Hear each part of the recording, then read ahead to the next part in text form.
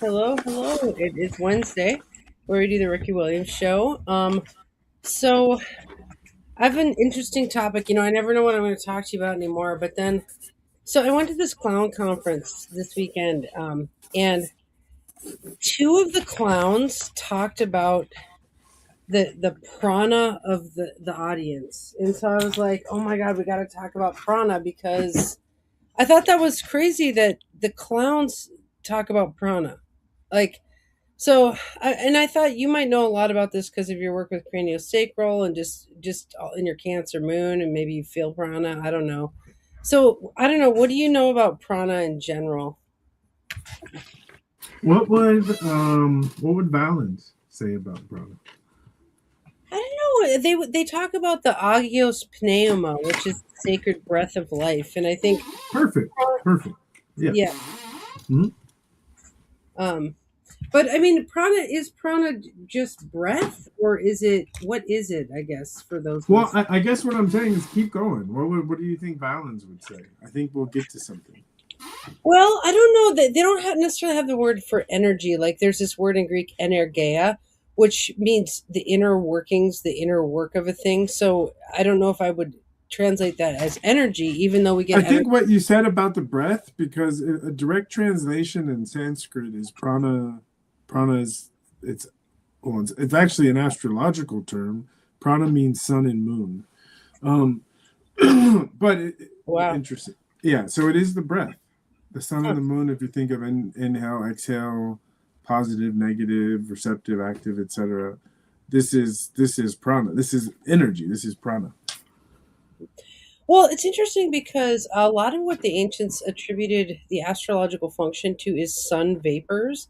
So it's not just the sunlight hitting our eyes, but it's the vapors that we breathe in. So if the sun's in Aries like it is now, the vapors of the sun would be, they would look at maybe the platonic solids, which are these different shapes according to the elements. And the fire shape is kind of a triangular, pointy triangle thing. So they would maybe say that we're breathing in pointy vapors under the Aries sun. 100%. So we'd say we have more access to Aries or Mars prana in Aries season because it's the way that you can see it in nature. Hmm. Um, so I think that's exactly what it is because the word prana, loosely translated, it means energy, but even in yoga and Sanskrit, they say that there's like prana, big prana with the capital P, and then there's prana, energy, the different manifestations. And I think in astrology, we might say that everything is a manifestation of solar energy, reflecting off of the different planets, etc. And I think they're all saying the same thing. Is prana is really about energy, and it's kind of sloppy the way people use it, but I guess it has to be because it's such a general term. But I think we could definitely talk about Mercury prana or Gemini prana, and I think that's actually quite useful. Um, Even if because in Ayurveda, where they get really specific about the different pranas, um, the way you talk about if someone has Jupiter in Gemini, you can say that there's Jupiter prana in the shoulders, in the hands. Oh, interesting, interesting. Um, Gosh, I love that. I love how you're integrating the word and just using it astrologically. So, what I notice is, there's okay. So, is it synonymous with chi? Mm-hmm. Yep. Okay, because I've studied this thing where it's like there's heaven chi. There's that would be coming down from the sun, and then the moon is the reflected light of the sun. So that's actually essentially coming from the sun also. But I did this study where I drew. I drew a full sun cycle, like sun moon signs for a 128-day period, and I drew them. I just took tree pages from a coloring book, and it was an Aries solar cycle. So the new moon in Aries would be red, red. Let's just use red for Aries. Like sun is red, moon in Aries is red. So I color the whole thing in red, and then when the moon goes into Taurus, it's red for the sun in Aries, and then sepia tones and tan for the moon in Taurus. And then the next one was like red for Aries, and then the moon in Gemini was blue. And if you look at the change in prana, that is available in one sun moon cycle. It's insane, actually. Yeah, I mean, yeah. Well, I've thought about that a lot, and I think it's one obvious area in astrology that hasn't really been explored very much. But if you think about it, every time the sun moves through a sign, the nature of that month or the sun moving through the sign, probably the nature of the quality of it is you get the moon moving through each of the signs every solar sun cycle. So yeah. you get that unique flavor of the moon sun combination every year, and it gives a uniqueness to every single day of the year. And especially when you add in the moon phase, it gives a uniqueness to every day of the year that I think is poetic, and it's accurate, but for some reason astrologers don't utilize it very much. That's so interesting because I think you and I are really advanced astrologers, so we get into these advanced angles and all this kind of stuff. But when you go back and you look at this basic prana element of just sun and moon, so I gotta show you this picture. So Mars went into Aries, and I capture sunsets and things because I believe that we breathe in these kind of pranic things, on different cycles. And okay, check out the Mars in Aries ingress sunset. Check out how much red I caught in the sunset. That's Wow. prana. That's Wow. red ass energy. You know what I mean? Coming Wow. into the ether, it comes into the aura of mankind, but also the eyeball. I mean, how does prana, heaven prana, get into us is a good question. Yeah, well, I think a lot of it is receptivity. I think, it's resonance. Whatever prana we're vibrating to is the type of prana in the environment that we attract to us. No, my yoga teacher, Swami Sita, her whole system, the way that she explained her system of yoga that she was trained in, it was really all around prana. And to her, everything was prana. Thoughts were prana. And this is kind of what I mean. When we have certain types of thoughts, we tend to attract things of a similar nature. And it's prana. Similar energies are attracted. Um, and so for her, at least the physical pranayama and physical asanas was really all about the generation, the say pranayama is the control of the prana. So that it's a loose translation, but the idea of the ability to skillfully manipulate and do what you like with the prana, and how to conserve it. That's really how she explained the whole yogic system. What was at the core of it. That's so interesting. Okay, so these clowns. Okay, I'm a clown, right? My clown is Mhm. named Startle, right? Well, it's so interesting because the clown's talking about prana. I was like blown away because this one clown was saying that the prana of the audience is your biggest toy.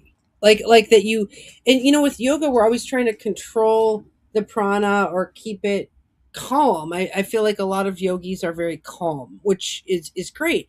Clowns are trying to transmute sad prana into happy prana. Or one of the clowns, she lives in Israel or Gaza, and she goes into war zones, and she has this police clown outfit, and she talked about the prana of the soldiers. She would read the prana of the soldiers and go in and clown into to soften them up oracally and stuff like that. So I Wow. thought that was such a different way of approaching prana. Wow.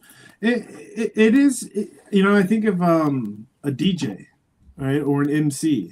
To me, it feels very solar fifth housey, and that someone like a Leo or someone that's really tuned to that energy, they naturally have the ability to read the crowd. It's like a good storyteller. They have this a good performer. They have this built-in natural ability to read the crowd because again an MC or a shaman. I was in a ceremony a couple of weeks ago, and the tradition is a Yawanawa tribe, and their tradition is musical.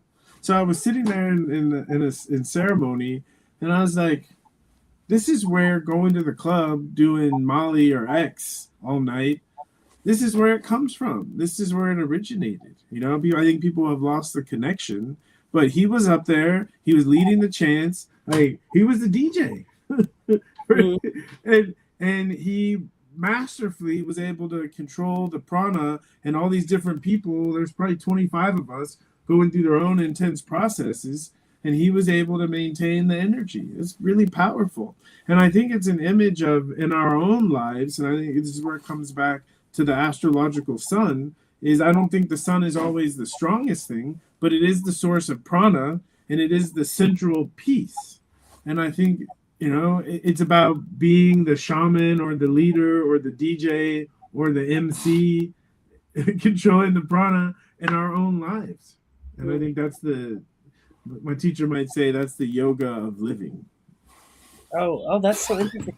Yeah, so it makes me think. Okay, astrology makes me want to think of this name, prana extrusion, because I feel like every chart is a map of our prana extrusion naturally, right? Like some of us hold more chi in certain parts of the body, and it's almost like the chart is like this interface. So this, if we took at the sun and we said that it's the source of life, I mean, it really kind of is, but that each of us refract or reflect or extrude that sunlight differently, and all of us together collectively like see all sides of the sun, kind of thing. Yeah. Yeah.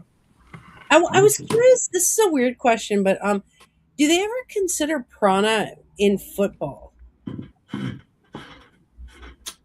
The only time it's really considered, it's subtle, like they'll use it in talking about leadership, like if I have a bad play and I slam the ball or I slump my shoulders, a coach will grab me and he'll pull me to the side and he'll say, the other guys are watching you. And when your energy, will say, when you go like that, they'll tend to follow. They don't use the word prana, but that's exactly what they're talking about. Or they'll talk about, I had a coach and he'd say, when we go to play an away game, you have to withstand the onslaught. And he wasn't using the word prana, but that was what he was talking about. When you go to a foreign place, the energy that's coming at you, you have to be able to withstand it and adjust to it, orient yourself, and get the job done. That's so interesting. So when you were playing football at away games, could you feel the prana of the crowd being against you?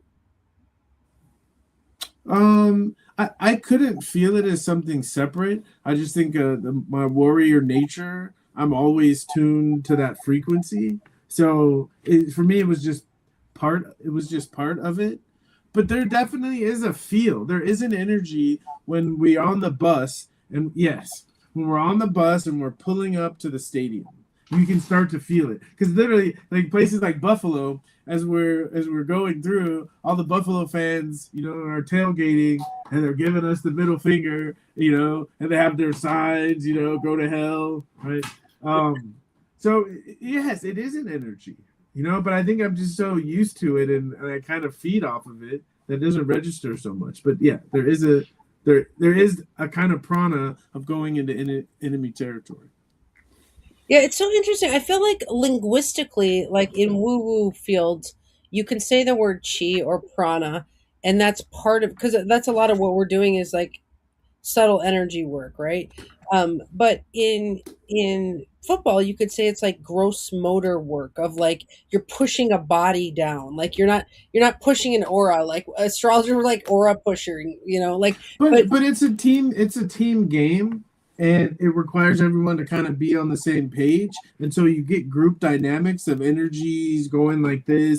So you're right about the actual football part, but the dynamics of how we have to get together and coordinate our behavior and our attitudes to accomplish a certain goal, and even the coach, right? The head coach, the quarterback on the field would be the solar person, but really the leader of the energy in the whole team is the head coach. And the head coach's job is to get everyone on the same page. Because a big part of prana and energy, but again, the way my teacher talked about it, is really about efficiency. So much when I lived at the ashram, so much of how the day was structured and how we lived was about efficiency of prana. Is how do we generate the most amount of prana without wasting it, without using it, so that when we're ready to use it, it's hyper focused and we can get a lot of things done. My teacher, she was amazing. A little story. I was playing for the Miami Dolphins, and she was living where I live in Grass Valley, and she flew out to just hang out with us for a weekend. And she landed during a football game, so we told her where the house was, and she got to the house 20 minutes before we got home. Right? She'd never been to our house before, And we got home, and she had dinner on the table. Right? She didn't go shopping, right? She just went in our house. She opened the refrigerator. She looked to see what we had, and she made dinner for us.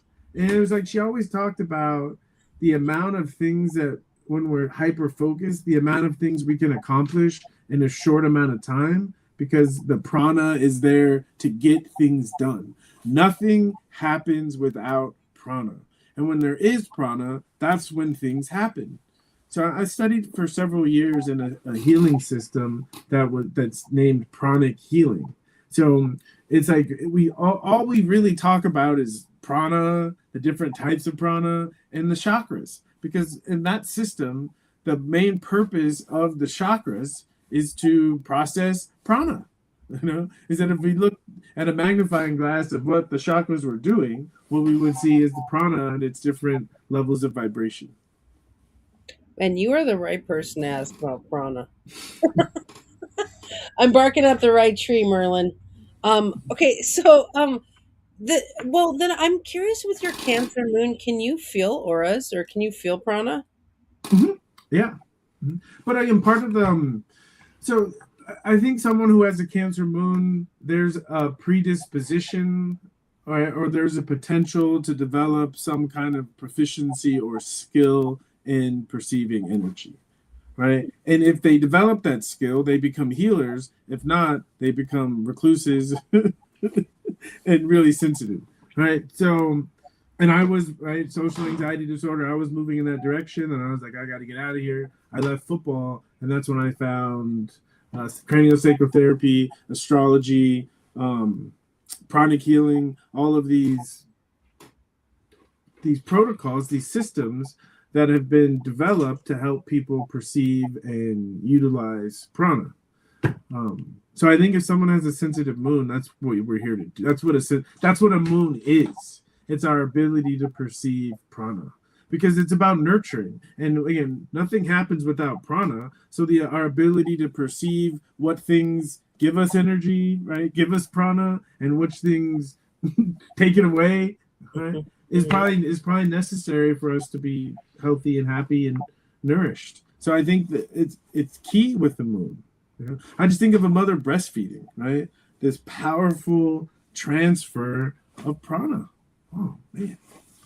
Yeah, well, it's interesting. There's a weakness associated to people who can feel prana, and what this clowning thing gave to me was like you can go like you can be all empath and go into a situation like a strong ass warrior, being like, I can feel this prana. I'm going to transmute that over there, and that's what your yoga teacher sounded like. She was one of these pranic warriors. It's like with my Definitely. Pisces moon, like I can sit in the cubicle at work and feel the person's aura next to me, especially if they're extruding something painful or something. You know what I mean? Like I can feel that to a level, right? And it's like I'm getting to the old age where it's like I don't want to be weakened by that sensory ability, right? Like what you're saying is like that social anxiety disorder deferment of like, oh, I'm weak because I can feel energy. I mean, I think there's a subset of us who have decided to be strong with that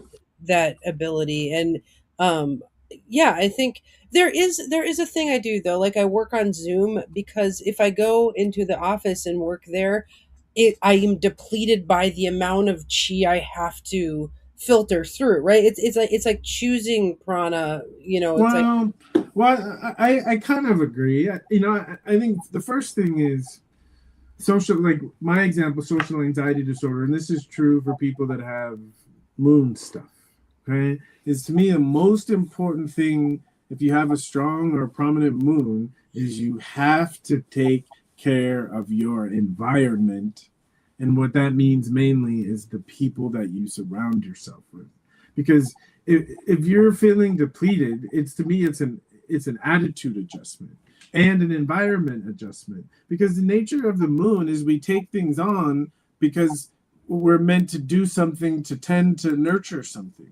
But if we're around people who aren't open to our nurturing, then we take it on, and when we try to do something with it, it bounces back, and then that's what depletes us. Right? It's like we can lose ourselves because the nature of the moon is it's mediumistic.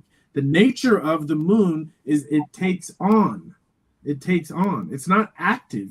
It is receptive. So it's taking on, but also another quality of the moon is adaptability. So the purpose of taking something on is so that we can move to provide, right, to change whatever we're sensing, to do something about it, to change the nature of it. And then when it feels good, we pick up on it and we can move on. And whatever we attended to was tended to.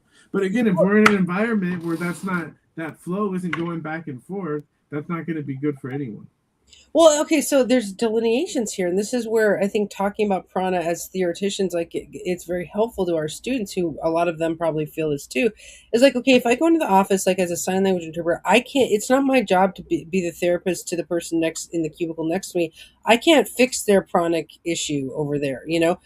They're probably frustrated in a call and they hate their job, and like it seeps out all over the place. But when I'm teaching, I can feel the prana of each student, and I can mold the experience of the class to move that prana around, right? And so when I'm teaching, I dance with that prana. I'm just like, this person is like holding in a comment, and I'm like, there you go. And this person's feeling unlooked at, there you go. Like, I absolutely love your point that the reason we're perhaps made to sense this layer is so that we can move it around and work with it. Exactly. Yeah. 100%. 100. If you think of just nurturing a baby, right? The baby can't talk. The baby can't tell you what's going on, right? You have to be sensitive to what's going on and then be like, huh, right? And then move from there. It's a necessary skill for us to be happy, for us to be fulfilled, for us to be nurtured. Is prana synonymous with aura? I think if someone has more prana, you'll feel their aura more. Yes. Okay. Do you know the term jing? Mhm. So jing is kind of the level of potency of prana. We might say that the Jing is highly concentrated prana. It's so, and they talk about this a lot in Ayurveda because another pranic system, and their term for Jing is called Ojis. And for them there are different layers. So for instance, we take in breath, we take in prana from the food we eat, and at first it turns into lymph, essentially, right? The fluids in our body. And as it is processed more, it turns into more refined substances. And the most refined substance of the prana is ojas or jing. It's our essence. And this is why in yoga they talk about storing and preserving the prana so that it can turn into jing or essence. Mm-hmm. Yeah. Well, they say Scorpios have some of the highest jing in okay, now I'm not saying I'm a Scorpio. I'm a cusp or whatever, but I remember there was a situation like I dealt with a lot of the huge metal dudes, and they have a lot of prana, like a huge dudes, kind of thing. And I remember there was this point where this one I was fighting with this one metal guy because we were dating, and he came over to my house, and we were in a fight state, and my jing pushed him out of the apartment. Like I was so mad at him that my energy, this is like qigong, like my energy literally pushed him out of the apartment, right? Like, and it made me think about why I'm not necessarily afraid of these like big metal. It's like there's something about the strength of my aura that is formidable, right? Right now, this isn't about me, but these examples do make you think about that not every chart has the same amount of prana available to it. In fact, I mean, like, Right. so those football guys probably have a high level. Maybe they have a high level of prana, maybe not. You can't say you can't.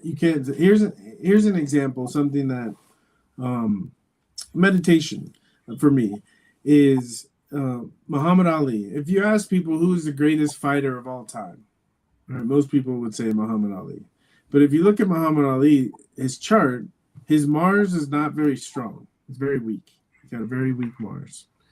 And then if you watch his fights, he wasn't pummeling people, right? His greatest fight, the technique was rope-a-dope. He's a Capricorn. It was rope-a-dope, is that he got the other person tired and then he was able to defeat them. Where someone who had a strong Mars wouldn't have to wait for someone to get tired before they would defeat them. The strong Mars would be the one that got tired and then got defeated. And then also, if you look at Muhammad Ali when he was in his 40s, Parkinson's, and you can see that he was doing stuff that required a lot of prana, but he didn't have enough to fulfill those because he doesn't. You can see it created a depletion that he couldn't overcome for the rest of his life.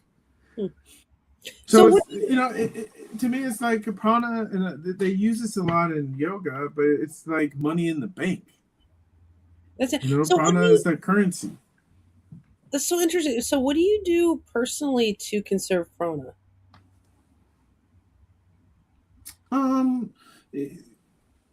My thinking. It's easy. Is thinking. Because the greatest drain on prana is worry. is worry. Right? Is our mindset. And my teacher, the prana master, that was really her focus was thoughts. Because when our thoughts are heavy or dark or going to a negative place, right, it consumes tons of prana. And that prana is not producing anything. But it also requires a lot of prana to change our negative thoughts into something positive. And if we don't have the energy to do it, we can't. That's why when the kids get tired, they get grumpy and whiny and cry, right? They don't have the prana to be able to do anything different. So the energy just runs in the old animalistic pathways. It's the same thing for us. When we get tired, we don't have the prana to do much. It's so interesting because there's somebody who kind of says negative things to my kid, and I won't say who, but it takes a lot of prana to defeat the negative thought that was given to her. Now you're making sense of like this is why like emotionally abusive people are really prana suckers, because they make you have to like think about this thing they said, this critique they gave you, or whatever. I think that's so interesting about like peaceful thoughts conserve prana. That makes a lot of sense. So what is the difference between this big P prana and other prana? Well, the other prana, this is where what people talk about energy. I mean, we can talk about Mars energy or Venus energy, or right, in the Chinese medicine, they have like so many chis, right? And in Ayurveda, they have so many pranas. So I think one is like what you were talking about, the big P is this universal breath. Right? It's life itself. It's movement. It's the spark. Right? That's the prana of all pranas. But once that prana manifests, it individuates in all these different forms to carry out all of the functions required for life. Right? The big P says life, but as life grows and differentiates, it requires different tweaks of the energy to be able to express. And I think the astrological system gives us the 10 most dominant and powerful pranas, and I think if we master those, they master all the rest. Fascinating. Okay, so let's stay in brand and ask, how does prana related to sexuality? Well, it's the same thing. I think sexual prana is a certain kind of prana. It's like when someone thinks about sexual being intimate with another person, there's right, you can feel the energy change, right? You can feel the nature of the prana. And I think this is like Mars, Venus, we can say the gonads, because there's a direct connection between our hormones and prana. It's like our hormones are liquid prana. So I think you have to have the energy. How many people? I'm too tired. I have a headache. I'm too tired. That it does require prana or energy to meet that moment. It does. And I think that's why in the beginning of the turn of the century, the rise of Christianity, at the beginning is they're all celibates. And they were like, because it was about conserving all of our prana for the Most High. And so they recognized really quickly the things in life that tended to drain the most prana. And the top of the list was sex and relationship. So this is true, right? If we think of how much prana is consumed, how much energy is consumed by a bad relationship. To me, it's the biggest waste of anything on the planet. You know, we don't talk about destroying the planet. The thing that's destroying the planet more than anything is all the people that stay in bad relationships. All of you are guilty. Every single one of you. Well, that's why I believe in arranged marriages, like self-arranged marriages. But because if you can arrange the marriage to a pranic success, in both the synastry and the composite chart, you can actually create a union that not only conserves prana, but transmutes hard natal prana into beautiful prana. You know. Yeah, and this was the whole thing of qigong and tai chi is transferring all the prana into the golden ball of qi, you know.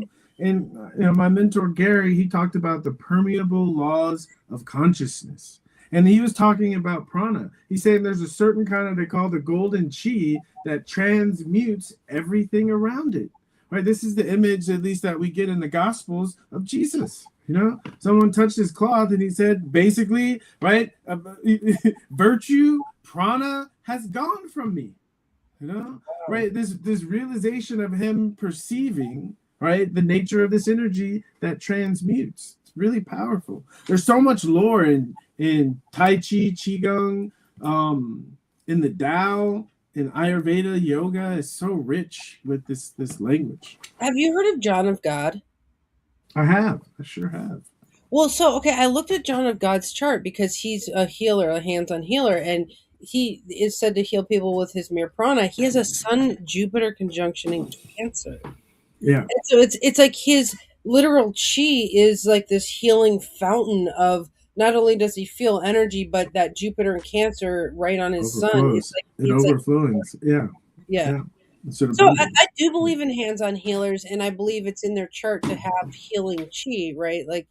Okay. So let me ask you this: back to the sexuality thing? One of the things I do think about sexuality is that it can transmute n- bad prana into better prana. Like when a male comes, basically, because I can feel this in the aura of the male that any tensions that are kind of making bad energy kind of then all of a sudden switch over to like a more beautiful prana. Like, so I don't know, So there's so in Chinese medicine, the liver channel and the gallbladder channel, they both wrap around the genitals and they run, especially the gallbladder runs up the sides of the body and then the sides of the brain. Right? And so in sexual activity, especially orgasm, that channel gets activated. And and it's the channel where we store anger, irritation, all these things. oh, that So makes so much sense. Yeah. yeah, I feel it, on orgasm. I feel the channel activate and I feel the relaxation and the release of stress. It's So a it's a real it's real. So right in this way of thinking of qi, the Chinese did a wonderful job of describing qi and directly correlating it to the organ systems. You yeah. um Fascinating system. Yeah. Okay, so here's another question for you. And thank you for today. This is really I'm learning a lot. This is really cool. So what about when we get an extreme prana injection, which would be like, let's say a car accident and a car hits us, which like not like hits our car. I believe that's a bunch of chi, moving into us that impacts into the system. I mean, do you think of that as prana? It is. It is. I mean, because and if we're talking about prana, if you're talking to the prana people, they'll say everything is prana, but it's trauma. It's trauma prana. Hmm. Because meaning the force lodges in somewhere deep. Another way of thinking about it is a child sees something that children aren't supposed to see. Okay, but but when we say aren't supposed to, it's not a judgment. The child doesn't have enough experience to process what they just saw. So that impacts their consciousness and it lodges in somewhere and it stays there until they're mature enough and something triggers it and they're ready to process it or deal with it. Okay. And because in exactly what you described is the training we receive in cranial sacral therapy. As we go deeper into the teachings, whether it's a physiological, a physical, mental, emotional impact like that, that's more than we can handle. It does lodge in the tissues. And the healing process that we engage in cranial sacral therapy, we call it unwinding, because it's that there is so much force put in that in order for that force to get out, it has to you have to meet that force with the negative energy to unwind it and allow it to release itself. So it's like trauma is stored, it's stored, concentrated prana, right? But it's concentrated and stored, and the nature of prana is that it's supposed to move. But when it's stuck, right, that's what we call a wound. It's concentrated, stuck prana. And that's why people talk about Pluto is the planet of power. It's more of when we heal these wounds, the amount of prana that was tied up in keeping this thing in a ball gets released, and we feel that rush of energy. Oh, wow. That Yeah, I always think about the Saturn spot in the spine, and what we see with cases of car accidents and things like that is the trauma prana that you're calling it gets lodged in the Saturn spot, especially because the fascia at that Saturn spot is more tense and tight, and so the prana comes in and it kind of lodges, and so it can exacerbate like a chronic Saturn issue of like now you're really tense in your Saturn spot, whereas before you were mildly tense. But now that in the fact that you've taught us that the thoughts create kind of tension prana as well. I mean, I think that even the thoughts about the car accident, it's not just the actual chi coming in from the car that hit you, it's the tension around. But they say that people who are drunk drivers actually have less injuries because they're so loose when they get That's what that's this is it. This is right, because if you think it happens so fast, and if someone has the fear that something bad is going to happen, as soon as they get close to something bad happening, they go into that tense place, and the damage is worse. If someone has a more open attitude that everything is going to be fine, even when things get bad, they can still remain open and relaxed, and there's not as much damage. This is the practical value of faith. It's practical, and it's also physiological. Yeah, like if you stub your toe and you fight it, like, oh no, my toe's broken or whatever, like the toe stub is way worse. But if you stub your toe and you just like move through the energy, like you swim through it, like you definitely don't have that injured of a toe. And I think It doesn't coalesce. This is the Saturn thing, right? Saturn crystallizes. yes. And if we have too much Saturn in a traumatic experience, that trauma will crystallize. What's interesting? Okay, so I don't. Do you write in a journal? Mm-hmm. Okay, so I'm a journal writer, and what I've noticed is when I have some trauma prana come in, my journal starts popping, right? Like because it's like I have all this chi that needs to now get out, right? And it's like Yeah. so more chi makes more thoughts, and like here comes, Yeah. Yeah. So in some ways, we can welcome a little trauma prana if we're trying to be creative because it kind of feeds this energy loop of stimulation basically. We definitely don't want too much of it, right? And that's where if Well, I think it's too much is relative, right? Because the nature of how much can we handle, right? At least that's my approach. We do need trauma in our lives to keep growing, but if we don't have enough trauma, we stay stagnant and stuck. If we have too much, we stay in a destructive state or always in a state of recovery. So I think there's that sweet spot of knowing how much we can take at any given time and consciously moving to the type of trauma that we can have a better attitude about. Because when I say that, it's like right. You know how when you first get into a relationship and you have that first big fight, or the old patterns from the old relationship start to creep in, and you have that fear of, oh, here we go again. Oh, here we go again. Oh, here we go again. Huh? yeah. It's a magic moment. Well, it makes me think of like safe spaces and brave spaces. Like that's like the new lingo, and it's like if you can spend 80% of your time in a safe space chronically, somebody, you're not around an energy vampire, you're not dealing with trauma, and you can kind of conserve your chi, and then you take yourself into a place that spikes your chi a little bit to keep some creativity flowing. Like, I think it's about portion control, like you're saying. Well, yeah, but it's also, I think it's everyone has to know how much they need. It's like we all have the ideal chi diet. You know, I mean, Ah, some people have need a lot of Mars chi. They need to be combative. I'm telling you, my kid, my 4-year-old, Mars is the strongest planet. You can tell he needs Mars chi, right? Every time he sees me, he runs towards me and he starts pummeling me. You know, and he has a big smile on his face. It's like, yeah. So, and we all have a diet, and if we don't get that kind of diet met, then we have chi disturbances, which we call disease. interesting. Yeah, I mean, if somebody was real mercurial, right, they might need to run Mercury chi a lot during the day. Like, with you being a Gemini sun, right? Like maybe these 2 p.m. talks on Wednesday run your chi in a way that is enlivening or something like that. But if you were a Taurus Mercury, well, you are a Taurus Mercury, but like a Taurus sun, maybe talking would exhaust your chi, right? Like, it depends on. Well, it depends. I think talking about things that you don't understand deeply would exhaust the chi of, right. Someone's just talking, and Mercury. I've experienced Mercury and Taurus, and I'm like, what the hell are they talking about? You know, there's like no basis. Yeah, that then chasing them around. That's how my chi go. I can do it, but I think practically speaking, the sun. If we're talking about the big P prana, and I think prana in general. And someone said, "What is the? How do I get more? How do you use astrology to have more prana?" I would say, look at the sign, the house, and the most powerful aspects to your sun.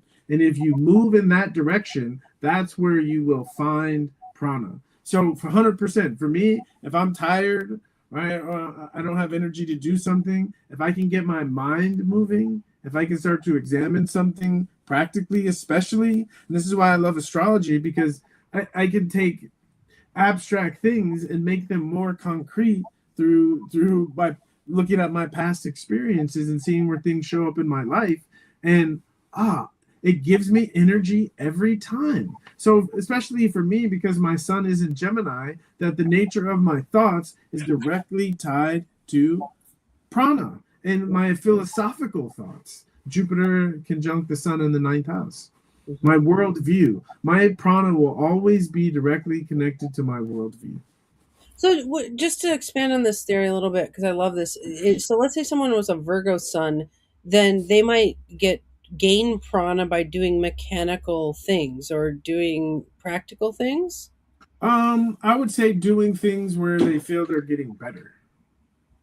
Okay. And so training, right? Training. Mm. It's because Mercury rules Virgo, and it's information, but it's useful information. And to me, useful information and the attitude of Virgo as I analyze useful information that's helping you improve at something. So train, learn something. Yeah. Interesting. Okay, so I'm curious about your craniosacral training, and how does craniosacral work deal with and affect prana? What is the theory there? Ah. So there's different layers, of course. The deepest layer is the breath of life, right? The movement of the breath of life we can perceive with our hands and the tissue.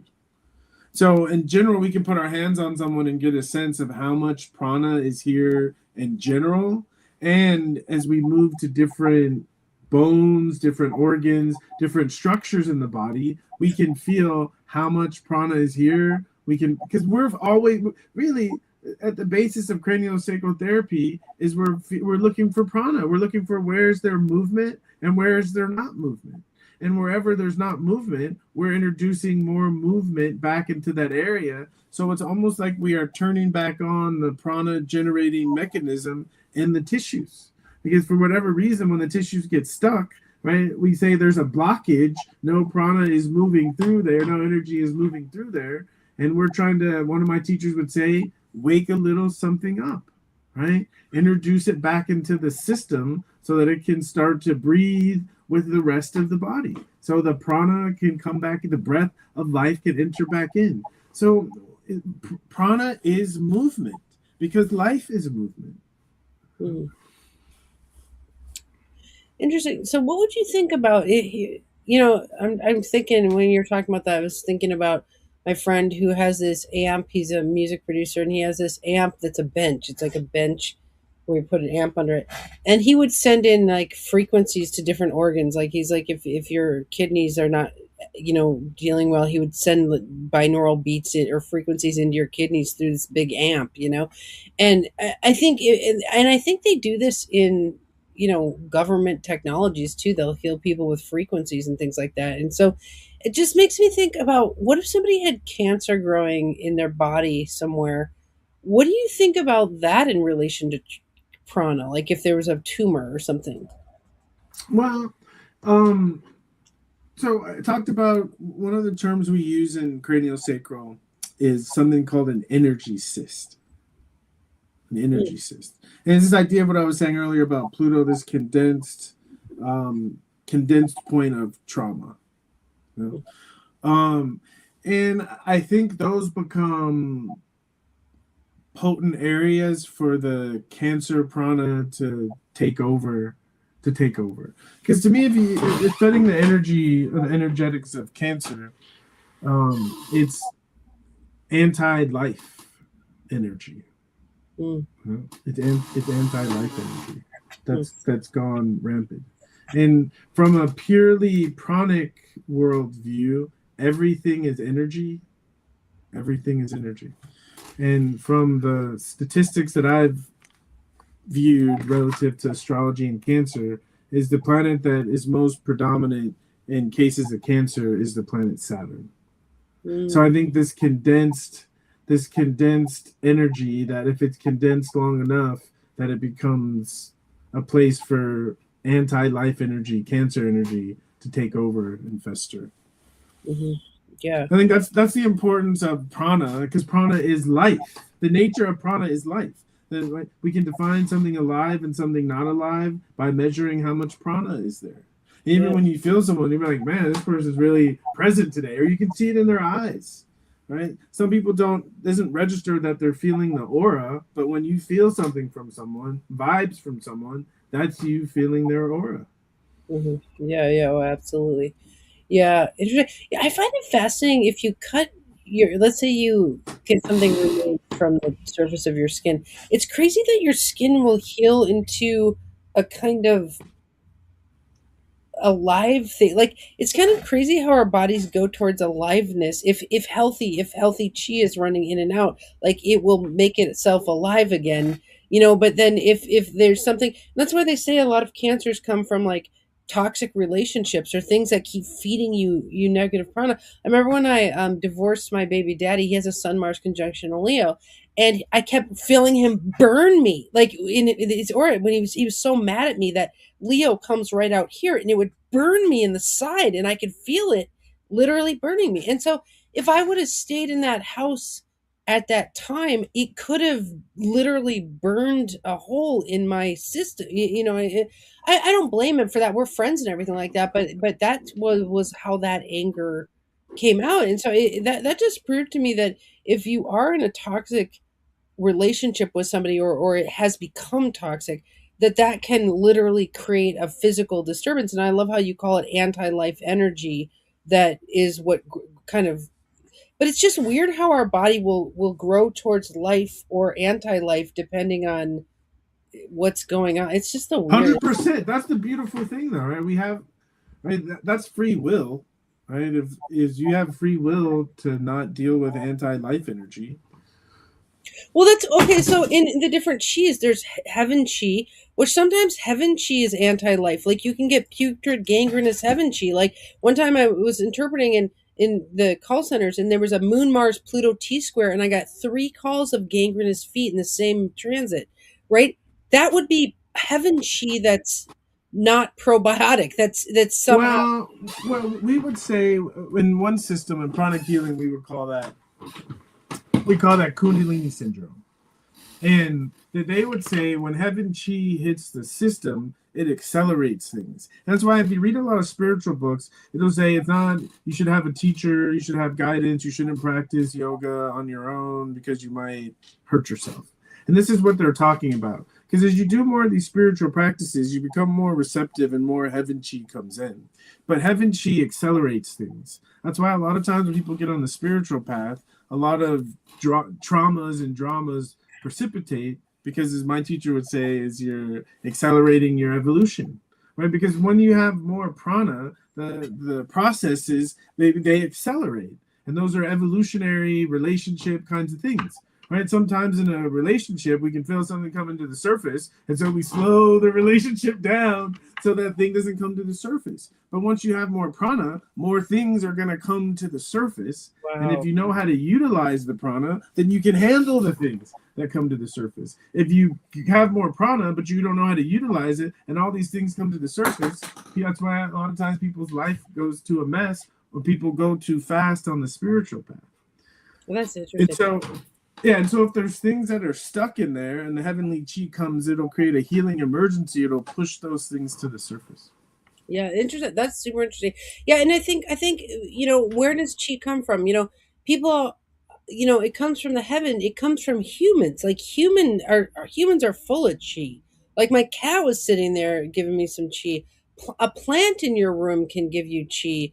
A car hitting you gives you chi. I mean, I think when we get real logical about chi, like we actually become much better theoreticians of moving chi, getting rid of chi, extracting negative chi. Like because in some ways, so I guess an ending question for you is: how much do you use prana in your astrology work? The actual theoretics of it. How much do you talk about it? Not at all. Not at all. It's embedded in everything I do, but when we start talking about it, I think people's mind goes to so many different places that I think it actually becomes more confusing. If I'm having a philosophical conversation, it's super useful, but in practical use, I find it's really confuses people and gives them an excuse not to like show up. So Oh, interesting. Yeah, I definitely talk about it in astrology readings. Like let's say okay, let's go back to race and astrology for a second. I had this client and he was this big African American guy with a bunch of Leo in his chart and he had Mars and Leo and I could feel his chi like being aggressive. Like his chi was aggressive, right? And I remember talking to him about his chart and how that when you have aggressive prana essentially, right, like people will feel that and pick up because a lot of what we study in the chart layer is our effect on the world around us that we bring with us through our chart, right? So if we have an aggressive prana composition, it's going to affect how people respond to us, right? Like if we have a very sweet prana, then I don't use the word prana, like I use chi usually, but or aura or like all those things. But I do use that terminology in readings all the time. Like your aura is vibes very sweet, and that's why people are attracted to you in such fashion. Or your aura is more aggressive, and people can feel that undercurrent, so I guess I do use it a lot, actually. yeah, the way you're using aura, I would use that to describe the ascendant because if we say that someone has a big aura, that's related to chi or prana. But the quality of the aura, meaning what the person is allowing to show up in the moment, I feel like that's the ascendant. So I would say that I believe it's all parts of the chart and that the aura is cyclical and fluctuating. I don't think it's a static thing. The prana changes per transits to different parts of the chart. Well, People should feel I would agree, but to me, if you're talking about someone's aura, it's similar of saying when you're around someone, what is coming off of them, like literally, what is coming off of their physical body, and I think it is the chart. But the way Stephen describes the ascendant, he says it's the stained glass through which the chart shines through. So the qualities in the aura I think 100% are changing with aspects and aspects to the ascendant, aspects to the ascendant ruler. I think you're going to see more profound changes in the aura, because the aura, I'm saying, as the ascendant, is the actual energy coming off the physical body, the vibes, the energy that is most connected to someone's physical presence. Interesting. Well, this has been a thoroughly amazing conversation. I feel I guess I didn't really know how much you knew about prana. What a cool thing to discover. That's why I love doing these shows with you. Is I feel like I keep discovering different ways in which you're a genius, or that you've harnessed your inner genius. I just had a lot of money when I was young, and I'm a ninth house Gemini, so I had a lot of free time to. I didn't have to work. I got a lot. I got suspended a bunch of times, so I got to just I got to just read and travel and study shit. Yeah. Well, I really appreciate you showing up to talk with us, and yeah, I'll see you next week. All right, I'll be here. Bye.